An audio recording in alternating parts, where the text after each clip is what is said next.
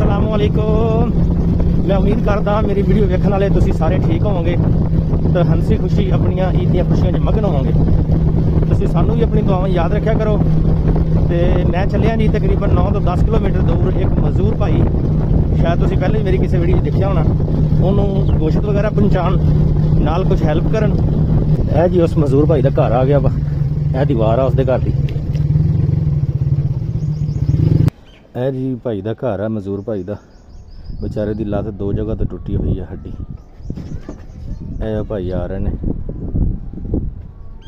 अस्सलाम वालेकुम जी। मेरे भाई ਨੂੰ बहुत बहुत ईद मुबारक। खुश हो? खैर मुबारक। बेटा कैसी हो? और खैरियत है? ठीक है। तेरा सफ़र ही बड़ा दूर आ। ठीक है जी। ए पकड़ो, बिस्मिल्लाह। माशाअल्लाह माशाअल्लाह। ए भी लो। ठीक हो गया जी। ओके अल्लाह मानो कि मैं अपनी गाल बनी हैं। ए भी रख लो।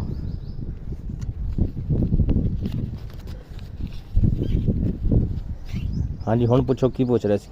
मैं कहा अपने ओ हथी के सामने।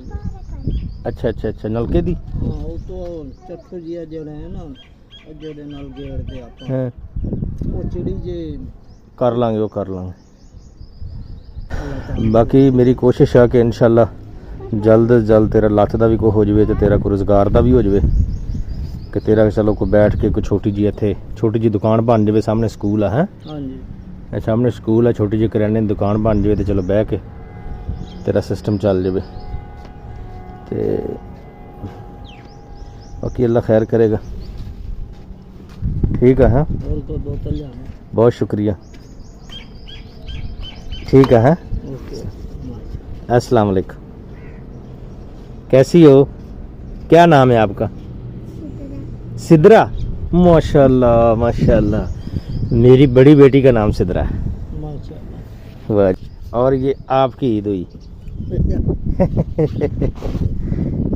ठीक है, चले ठीक हो गया जी। ओके अस्सलाम वालेकुम।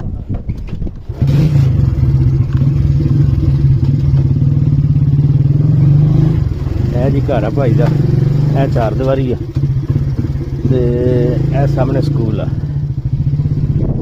ਇੱਥੇ ਅਗਰ ਇਸ ਭਾਈ ਨੂੰ ਛੋਟੀ ਜਿਹੀ ਦੁਕਾਨ ਵਗੈਰਾ ਬਣਾ ਕੇ ਦਿੱਤੀ ਜਾਵੇ,